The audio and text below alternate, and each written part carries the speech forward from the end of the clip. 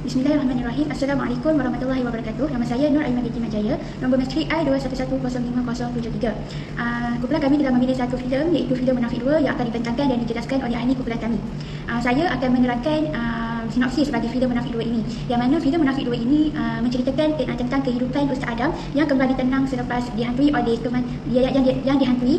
kematian isteri dan anaknya. Dia mula menjadi seorang pendakwa bebas dan meneruskan tanggungjawab membantu golongan yang terkena gangguan sihir dan jin di selagi tempat.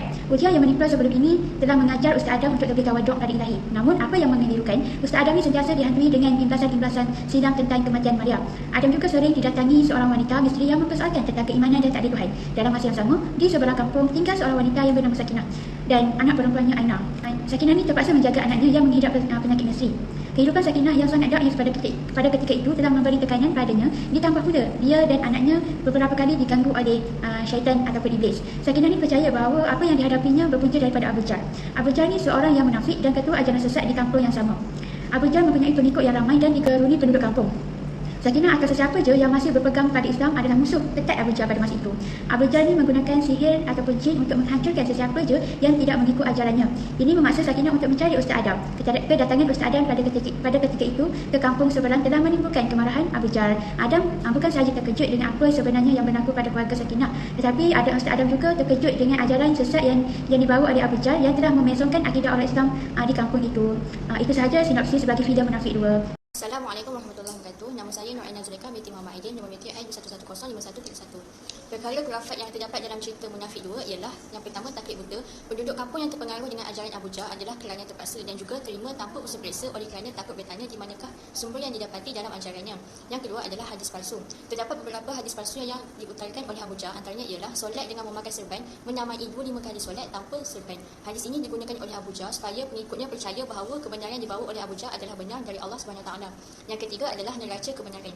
Seseorang itu tak sepatutnya hukum dengan sebab pemakaiannya yang tak mengikut sunnah. Tapi Abu Jahl ni dinilai Adam dengan pemakaiannya yang tidak serba-serbi lengkap sebagai seorang Islam.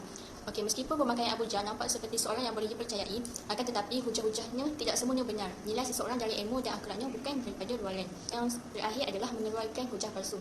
Abu Jahl berhujah dan mengeluarkan kenyataan yang palsu untuk menarik orang Islam di kampung mengikuti ajarannya yang sesat. Yang seterusnya ialah pandangan Islam tentang perkara khurafat yang disebut tadi ialah yang pertama, sebagai seorang Muslim kita sepatutnya membuat usul periksa terhadap ajaran yang disampaikan oleh seseorang yang kita tak tahu alas ilmu pengetahuan dan kesahihannya. Yang kedua, kedudukan hadis palsu adalah seburuk-buruk hadis dhaif. Para ulama menyatakan bahawa haram meriwayatkan hadis palsu. Kewajipan kita sebagai mukmin adalah kenal pasti terlebih dahulu sumber dan status hadis tersebut. Dengan cara ini kita akan jaga kesucian agama dan elak daripada berlakunya penyelewengan golongan-golongan yang ingin menghancurkan Islam. Yang ketiga, pemakaian seseorang tidak melambangkan kebaikan dia dan ilmu pengetahuannya. Kita seharusnya mengenali dia terlebih dahulu, mungkin dengan memeriksa latar belakangnya dan tak sesuka hati untuk membuat andaian dan juga fitnah. Yang terakhir adalah sumber palsu yang dikeluarkan kita boleh kenakan hukuman di bawah Seksyen 11 Enakmen Kesalahan Jenayah Syariah Perak 1992, ataupun kita boleh bertanya kepada yang lebih arif tentang kesahihan hujah yang dinatakan. Sekian, terima kasih.